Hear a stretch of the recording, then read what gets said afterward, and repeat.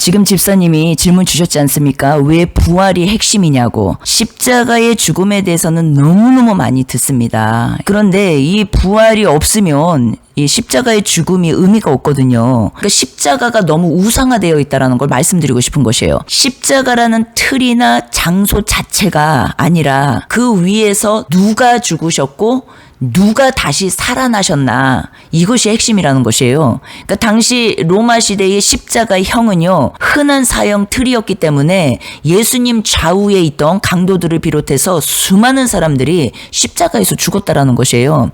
그러니까 외형적으로만 보면 그저 한 인간의 비참한 죽음처럼 보일 수 있다라는 것이에요. 그런데 왜 부활이 핵심이냐면 하나님이라는 증거라는 것이에요. 이것이 인류 역사상 누구도 스스로 죽음을 이기고 영원히 살아난 사람은 없어요. 이 나머지가 그래서 다 종교라는 것이에요. 예수님의 부활은 그분이 단순히 훌륭한 성인군자나 예언자가 아니라는 것이에요.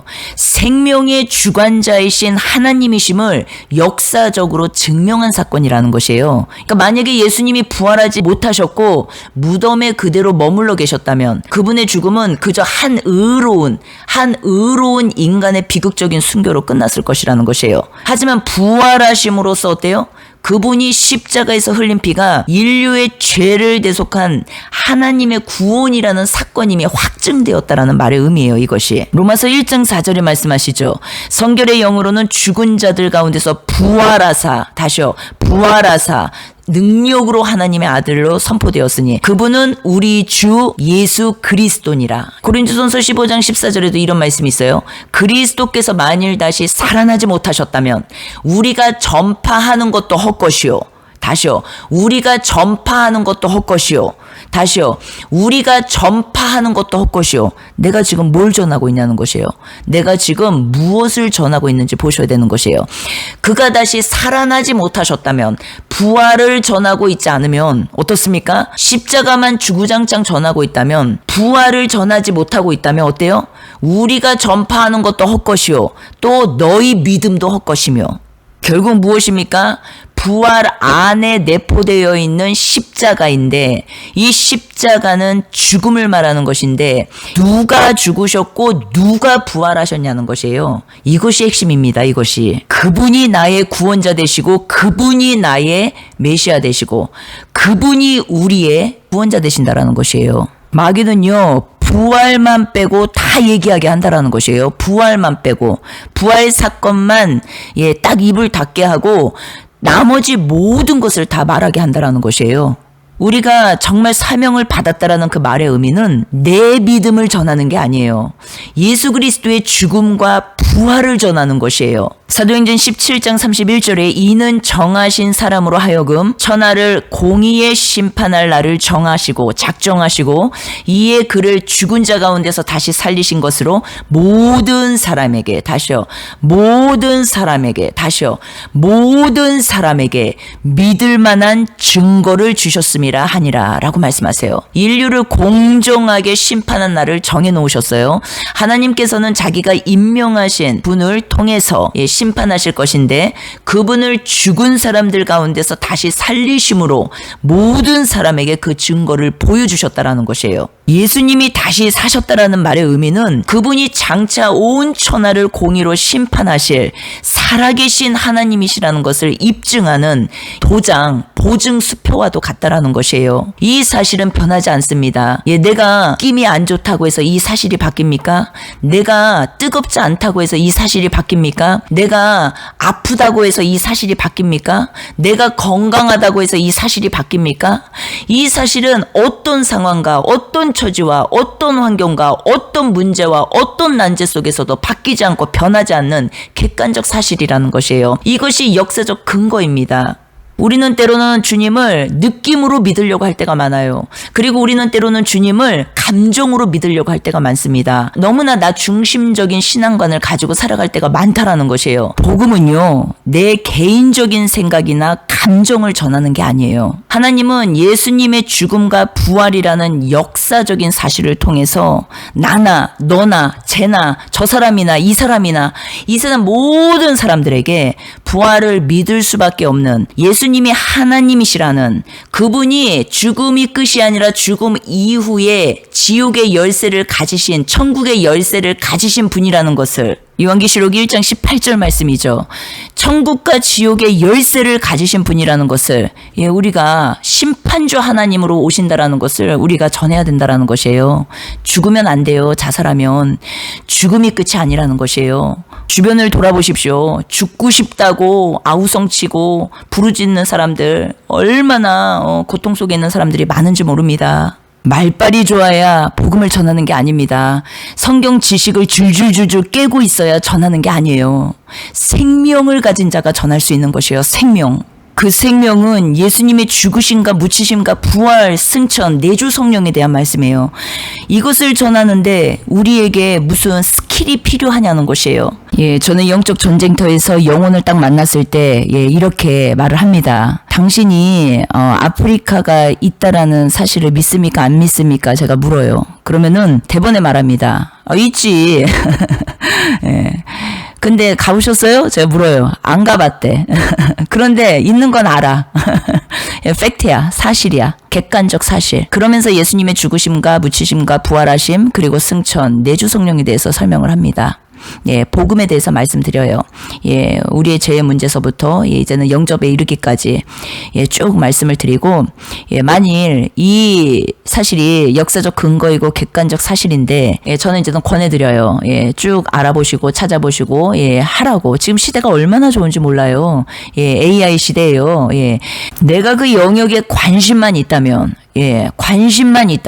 다 할 수 있습니다. 지금은 학교 댕겨서 아는 게 아니에요. 하나님께서 2000년 전에 오셔서 그 모든 일들을 다 이루셨습니다. 하나님의 아들 예수 그리스도께서 이 모든 일을 다 이루셨어요. 그런데 어때요? 이제는 완성되어 있어요.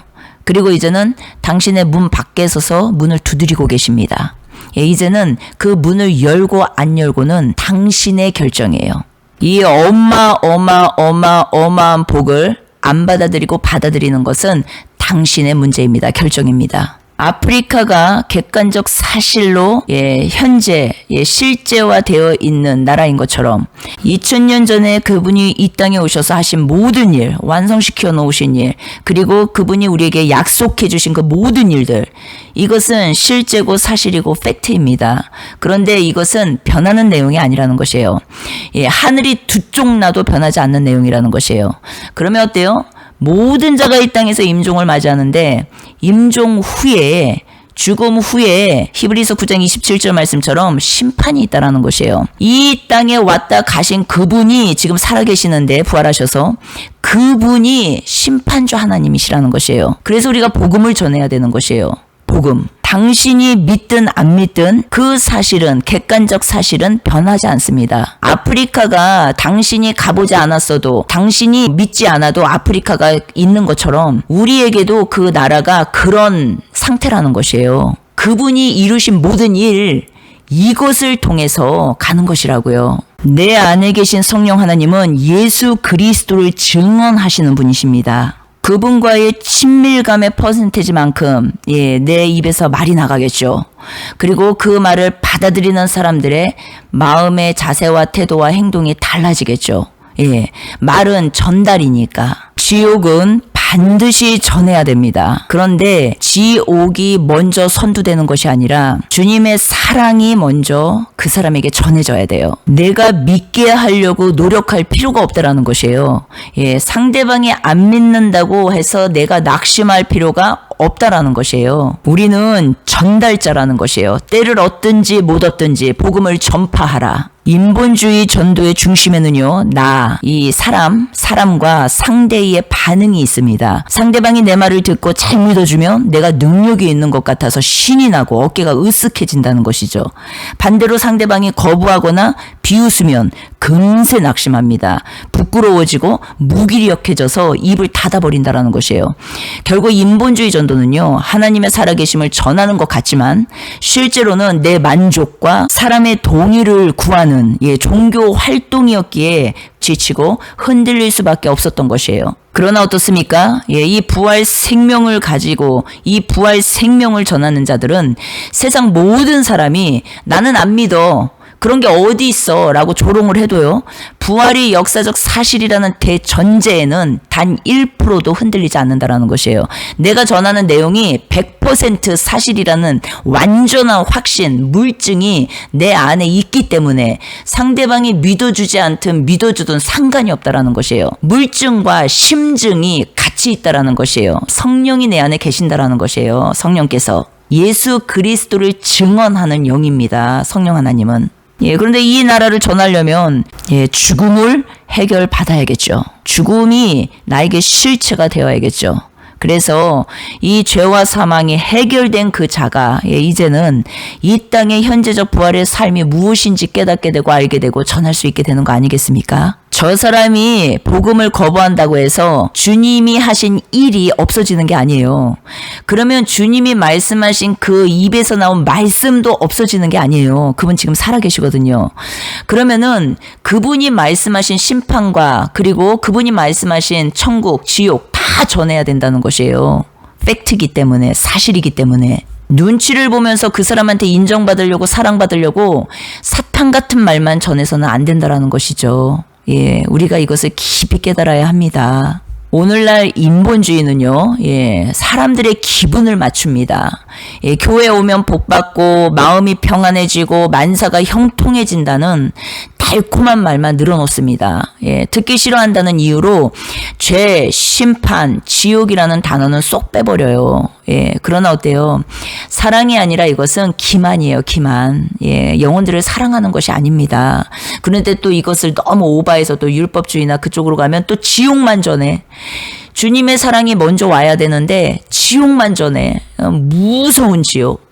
그래서 어때요? 주님의 사랑을 또 가려버려요. 그래서 우리가 이걸 잘 깨달아야 되는 것이에요. 우리가 진짜 벼랑 끝에 대롱대롱 매달려 서 있는, 지금 죽음 앞에 대롱대롱 매달려 서 있는 그 사람들에게 기분 좋게 음악을 틀어주는 것이 무슨 의미가 있겠습니까? 지금 시대는 찬양, 이 찬양이 우상이 돼가지고 내 혼적 기분을 막 달래주고 얼래주고 혼적 눈물을 흘리게 하고 이런 것이 너무 많거든요.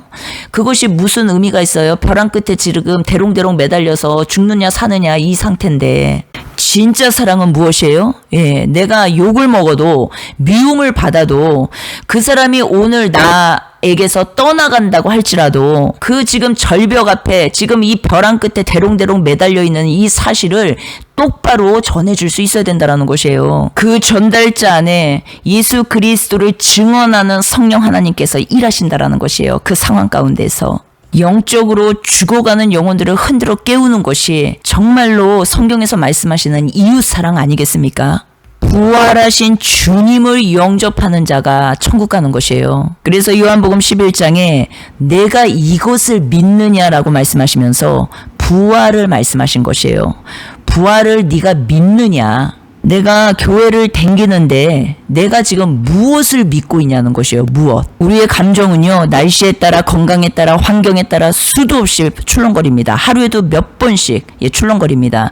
부흥회 때 뜨거웠던 눈물도요. 그 순간의 분위기와 감정적 카타르시스, 감정 배설이라고 하죠. 이것일 확률이 매우 높습니다. 내 변덕스러운 감정과 결단, 맨날 결단해. 집회 갈 때마다 생명들인데 내 감정과 결단, 이 위에 믿음의 집을 지어놓으니 감정이 식으면 어때요? 믿음도 통째로 흔들려 버리는 것이에요. 내 지독한 결심이요 매번 무너지는 것을 보면서 내 자신을 믿지 못하겠다고 손을 들어버리는 것이 인본주의 종교 생활이 끝나는 것입니다. 더 이상 나를 안 믿는 것이에요. 얼마나 많이 결단합니까? 얼마나 많이 결심을 합니까? 생명을 도대체 몇 번 드렸는지 몰라. 그런데 어때요? 내 결단, 내 결심, 내 감정, 내 느낌, 이것이 끝나야 되는 것이에요. 내 자신을 더 이상 이제는 믿지 않겠습니다. 이것이 끝나는 것이 인본주의 종교생활이 끝나는 것입니다. 예수님 때문에 천국 가는 거잖아요.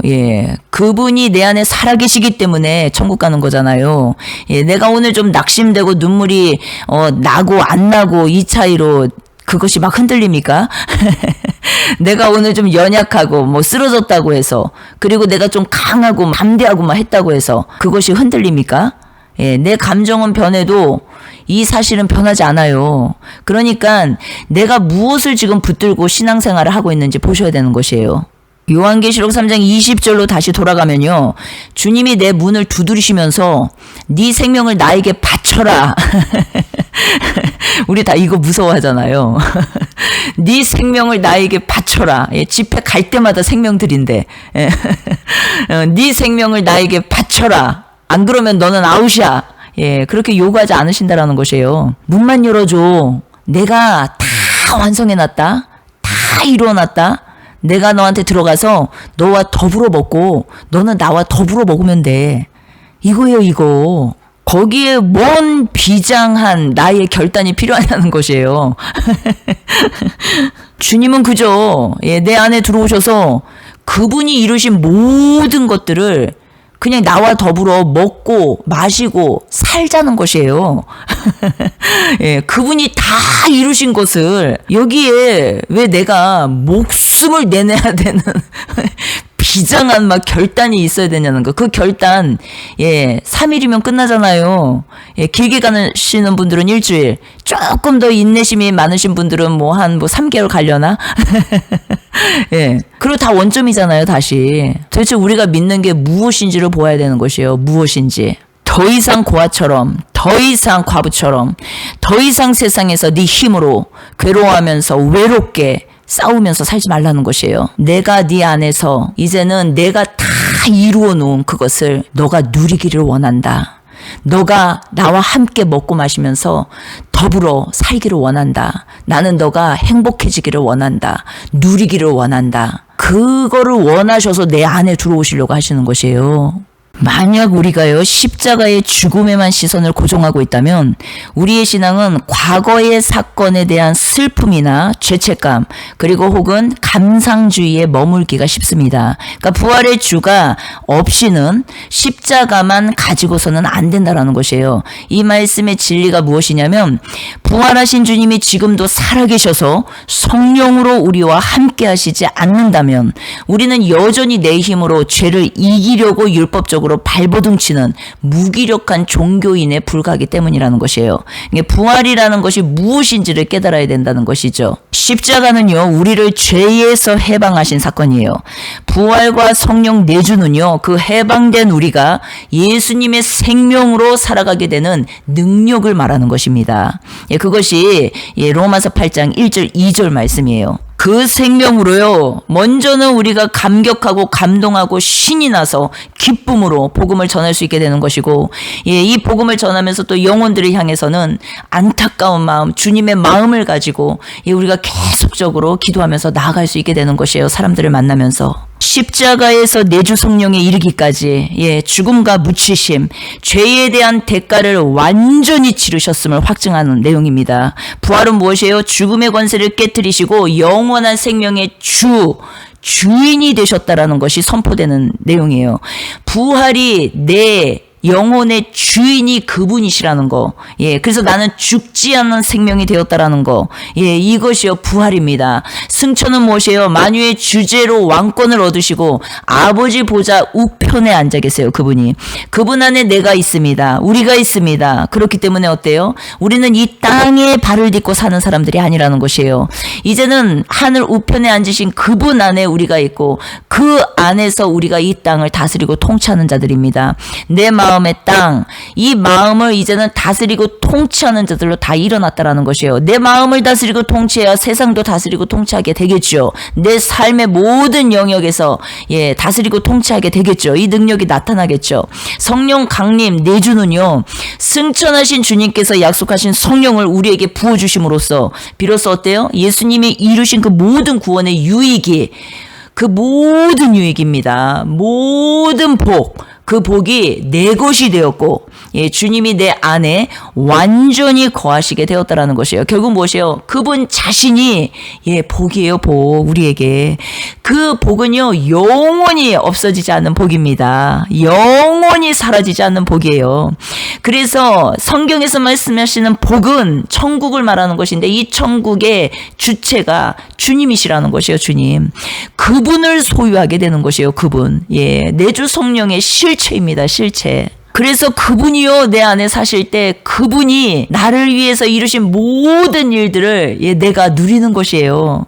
이 누림이 이제는 흘러가는 것입니다. 오버플로우. 이게 성령 충만이에요. 그래서 어때요? 십자가 사랑 충만. 그래서 이 십자가 사랑이 충만한 사람이 예전 어때요? 그 사랑을 전하게 되는 전달자들로 다 일어나게 되는 것을 설명드리는 것이에요. 성경에 하나님은 사랑이시라고 나오죠.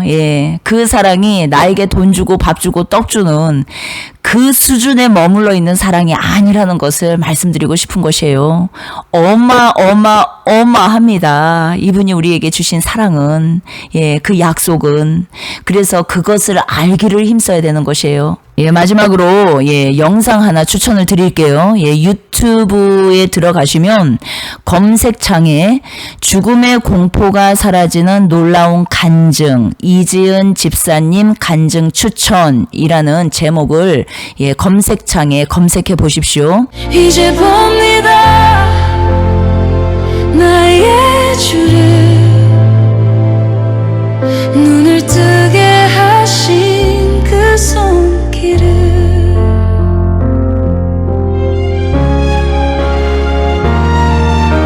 사람들은 믿지 않았죠. 그분이 나를 고쳤다는 걸 나는 한 가지만 말했죠. 내가 이제는 볼 수 있다고. 실로암 연못에 눈을 씻은 이 세상이 내 눈앞에 펼쳐졌죠. 보지 못한 것도 주님의 계획 볼 수 있는 것도 주의 뜻이었죠. 이제 봅니다 주의 얼굴을 내 영혼에 비치신 그 사랑을 이제 봅니다 나의 주를 눈을 뜨게 하신 그 손길을 이제 봅니다 주의 영광을 내 생명에 비치신 그 사랑을 이제 봅니다 영원한 주님을 어둠이 지나고 새 날이 오네 이제 봅니다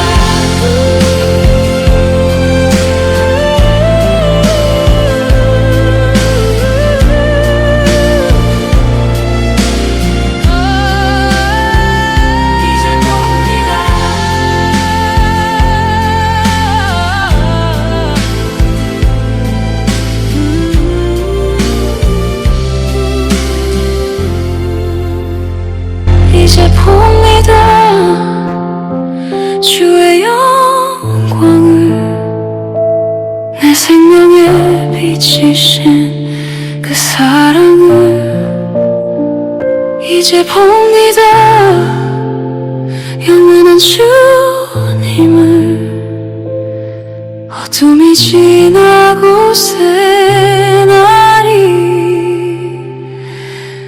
오네